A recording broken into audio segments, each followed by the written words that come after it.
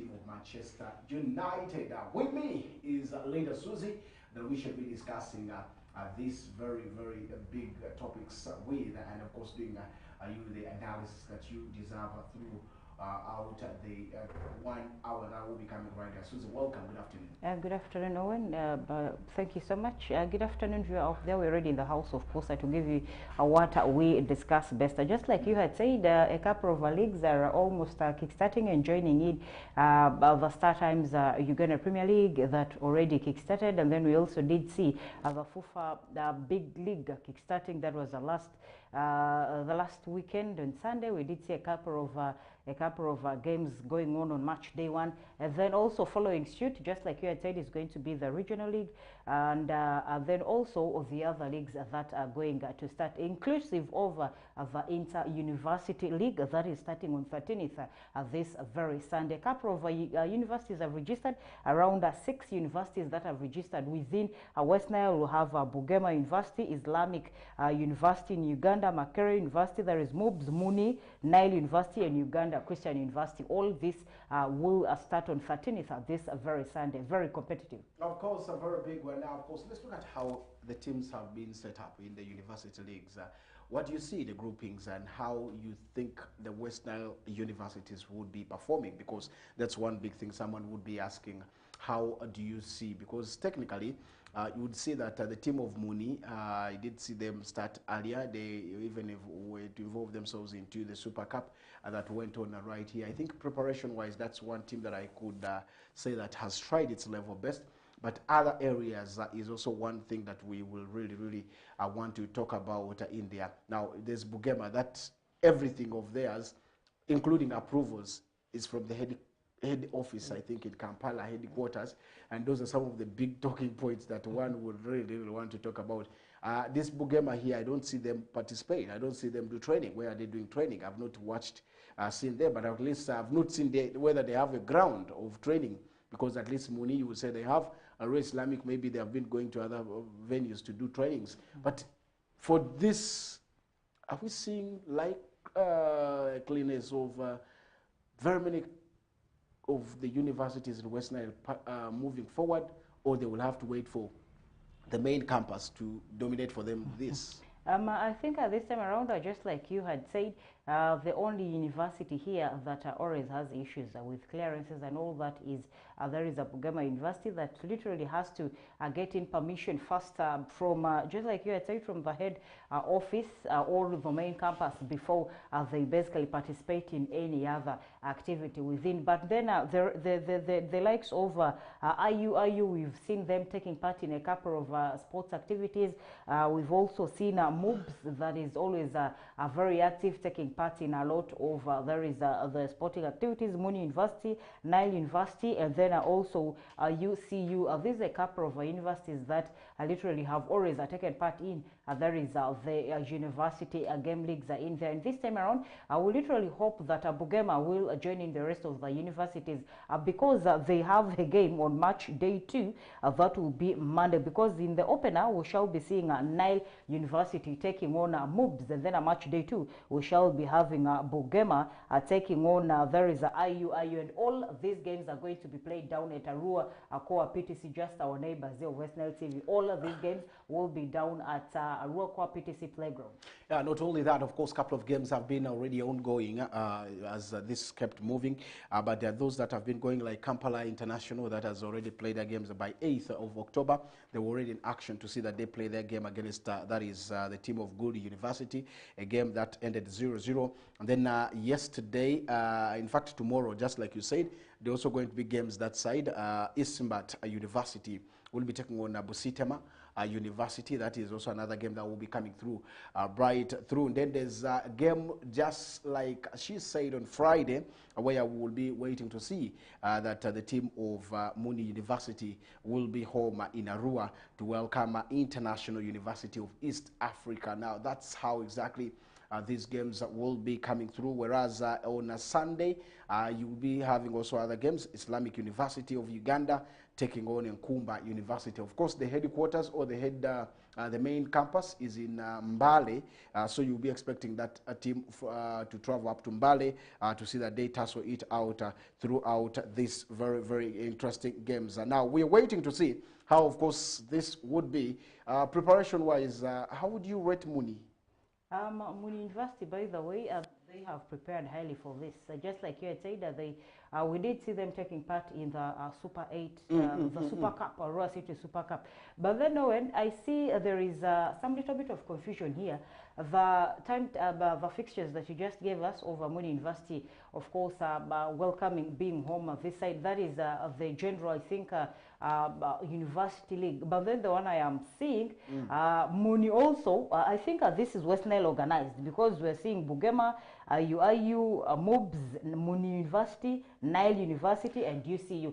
And then here I am also seeing a fixture for Muni University on Friday. I think these people that came up with this very fixture of West Nile-based universities did not consult the rest of the administrations of the rest of the universities. Maybe what about maybe if they are fixed just into, I don't know, because this now needs us to have the right person to find out. Because you may find out that they want these games regionally. That's one thing that we need to find out, maybe from the DFA, Mr. Apangu, to come and tell us more about what they are looking at. Because you may find out maybe they've gone regionally to see that this is it.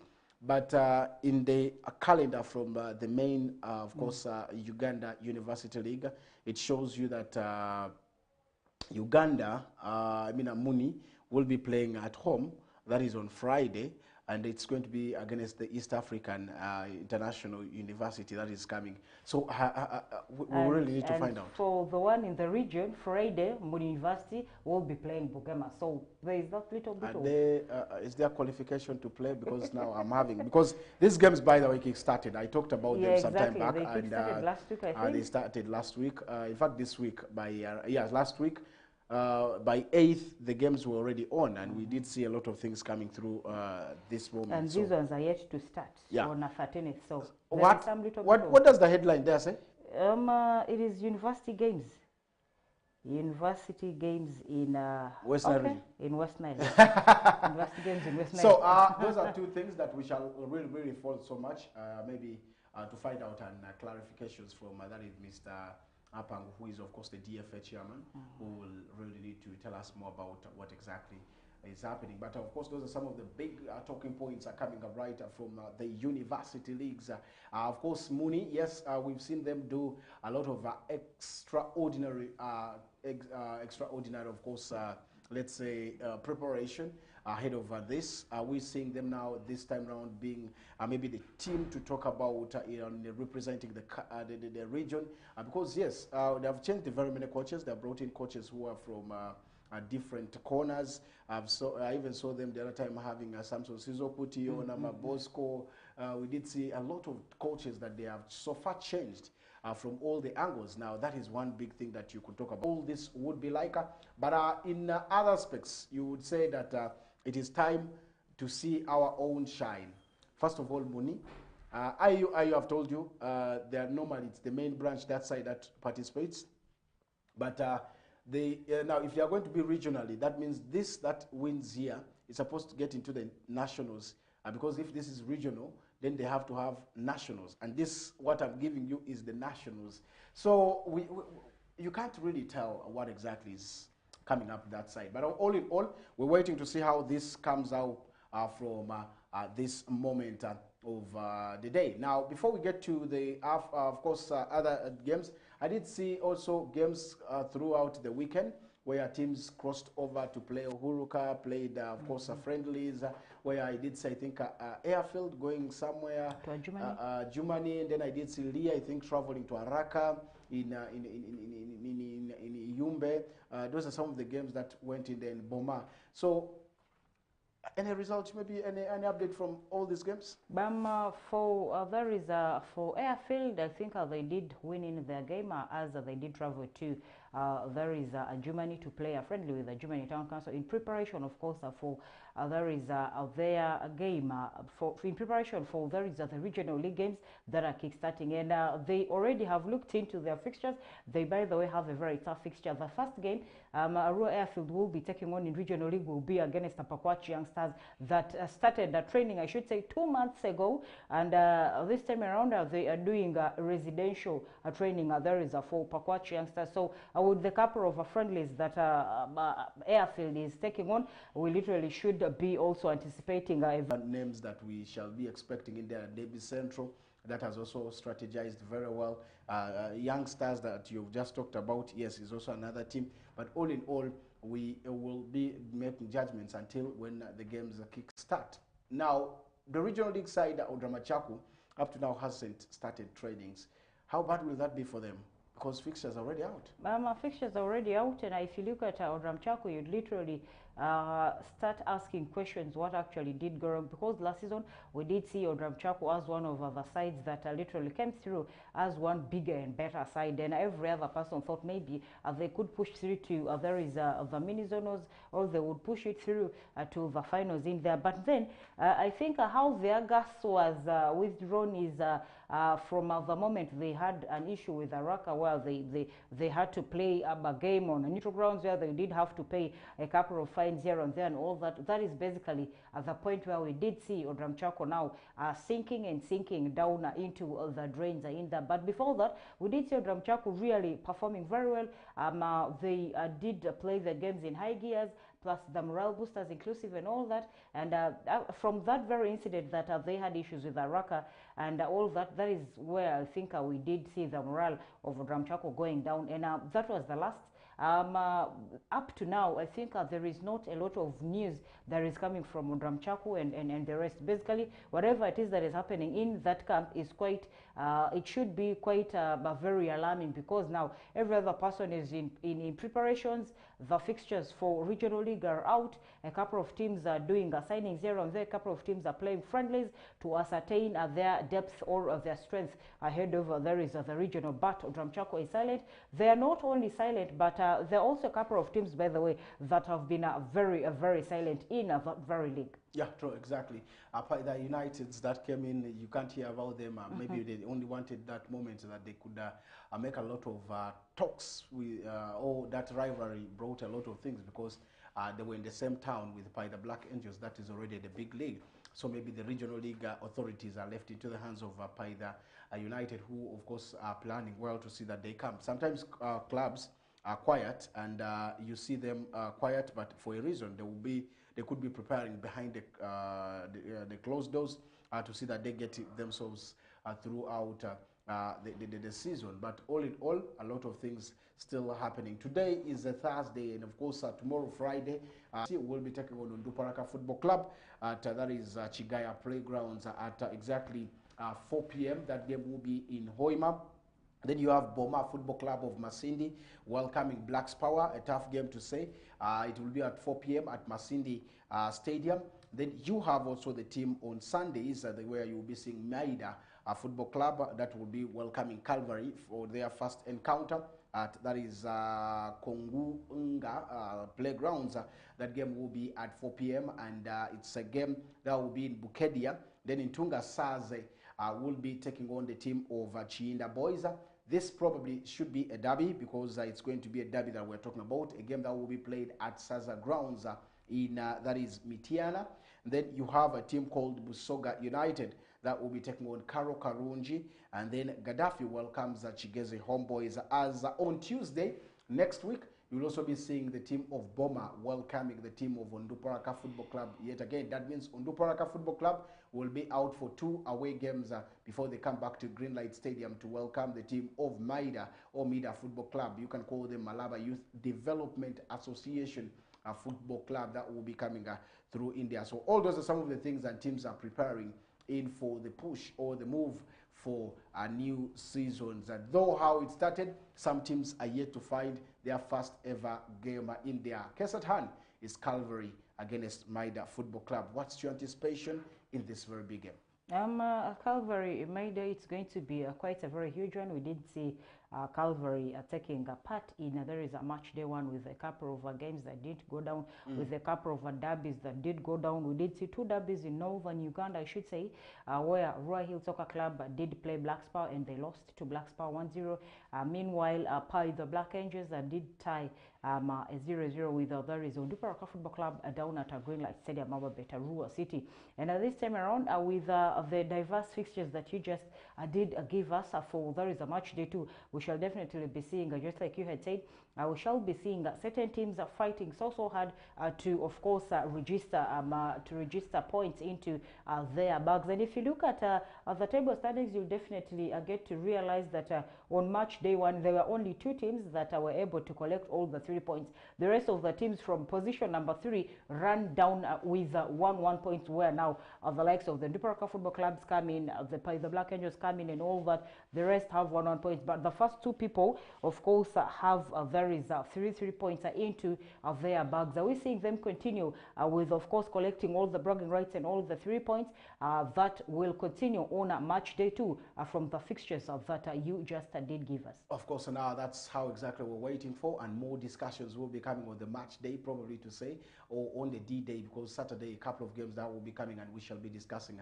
how these teams are going. But now, getting away from the big league, I want to start with the Kampala Queens ladies team that has also gotten into a juicy deal where they have gotten the sponsors of Chitara Football Club as their new shirt sponsors in there, and they are going to be the main sponsor of this very team. Around 200 million is being given to them, according to the reports coming in from different social handles, but of course also the club's official statement that came through. 200 million, which will be split in 100 millions investment. Initial will be 100 million, and then of course there will be also more. How does this mean for a ladies football team for having, of course, such a shirt sponsor that is to advertise, of course, more of its businesses right through this sponsorship? And indeed, Kampala Queens have gotten one of the best deals ever. I think it's quite a very good one, and it's very interesting to see that now a male football club comes through to support their sister football club or their sister counterparts in there. It's quite a very huge one, and I think quite a couple of clubs that are male dominated have to come through to support, because we literally have very many, by the way, have very many female clubs in Uganda, I should say, that are not known. They are silent, but they literally do play their games, maybe friendlies and all that. And why they are silent is possibly financial constraints. They really need sponsorships that can come through. So if Chitara has come through to there is support the Queens, I think Kawempe, Kampala Queens, I think it's quite a very, very good one. And such sponsorship deals, by the way, propel in a lot of hard work. They propel in a lot of energy so that, you know, most sponsorship deals come through in winning terms, because someone will tell you now, I'm going to support you only if you win maybe this number of games and all that. But if you're going to be losing, sometimes they don't tell you that part, but if you're not producing proper results or positives, you'll definitely see your sponsor withdrawing, or you'll not be hearing from them, or you'll not basically be seeing them perform. But if the team is, of course, participating and performing dually, trust me, the sponsorship deals come through so often, and you see them participating and all that. So for me, that is a plus. Okay, of course, a very big one, and that would be coming right there to see that things go rightly. Now, if you look at what exactly is happening, this is a bumper deal for that is the team of Kampala Queens, and at the same time, this is the Kampala Queens that is having partnership with KCCA Football Club, because KCCA is it's said to be their main team, yeah. So they are also in partnership with that. But of course, if you look at Sengendo, the CEO of that is Kampala Queens, he said he's delighted, and this will really motivate the teams. They will be striving to see that they really elevate the women's football to a new heights that will be coming in there in his statement. And this is an engineering company called Jonad, of course, Jonad. And Jonad is a name of the president, or the person in charge in there is called Jonad Asimwe, who is the president of course, Jonad conglomerate that is sponsoring also Chitara Football Club. So 2 now clubs into their hands. Let me hope they will manage it very well and push it rightly, and things go right there. Because of the sponsorship deal, someone asked me about the current sponsors of Arua Hill Sports Club, but I can still tell you it's Plascon still I'm seeing on their shirt. Why? Because I think the contract maybe has not ended, although the club maybe may have moved, but the contract hasn't ended.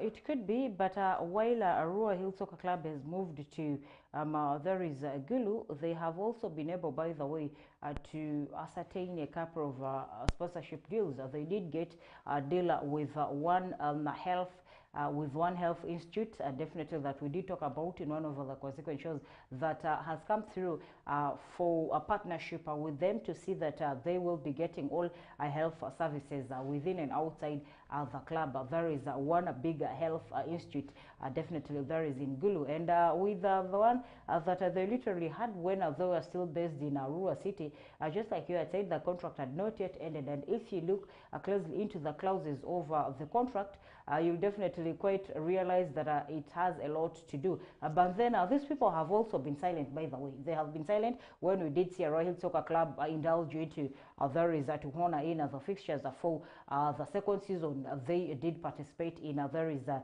UPL where we didn't see them finish. But then that is where now I said if you're doing a sponsorship deals with other people, the sponsors definitely want to they want to rub shoulders with high results. But when you're not performing, they withdraw. You don't see them coming through. All right, now that's one of the biggest stories that we talked about. But all in all, Nambole will be hosting a very big game that is in the AFCON qualifiers, where of course Uganda will be hosting the team of South Sudan. While at the same time you'll be seeing Kenya. That will also be right here to host Cameroon. Yet again, of course, you'll be seeing the Cameroon team returning to, that is Uganda for the second time right there. But before we get to that, I want us to discuss about the under-20 AFCON Sekafa group, of course, Group Q, where Q to Group B, of course, yes, where Uganda is also still in that team. Now, Uganda still maintain their dominancy over the team. However, of course, the teams that are in their group, including Burundi, South Sudan, and Ethiopia, that is right there. Uganda still continue with the dominancy after, of course, beating Burundi by 4-1 to register yet another important victory for that is their game. This was played on Wednesday, but at KMC Stadium, it doesn't matter whether they are home or they are away, still things are working out for them. And Uganda have gotten to win this 4-1. Now they lead the table with 6 points to their name. That is how they are. Following them is Burundi that they beat by 4-1. Then of course South Sudan with the 3 points and Ethiopia having no point. While we seeing the under-20 this time round maintaining this up to the finals. They're doing quite very well, by the way. Before they did beat Burundi, we also did see them beating there is Ethiopia 3-0 in there. That probably should be able to tell you something that they are doing very well.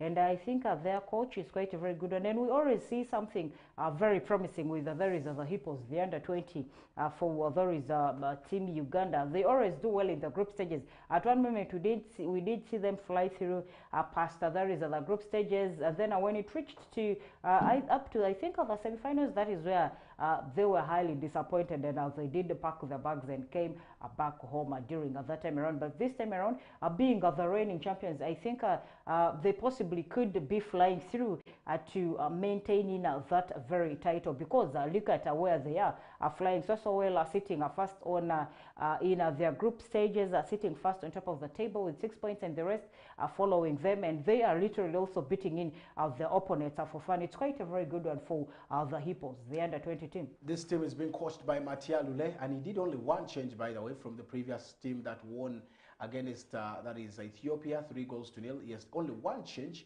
was very enough for him to make sure that things go the other way. So I want to say that that is so exceptional for that is the team. We expect to see that the teams progress very well and achieve the best for that is Uganda, because they have always been a team to record with, to side with, to see that it does whatever is needed from the country. So it's another interesting moment right there. Now we will be taking a break. When I come back and give you one of the updates, we shall be starting with the Uganda. That is also are going to be participating, by the way, in the Africa Cup of Nations qualifiers against South Sudan. What exactly is happening and what is happening in the camp, that is what we are coming for right here up next. Don't touch your dial, stay right to your television, because your remote will cause you to miss a lot currently that will be coming right here. Let's take a break.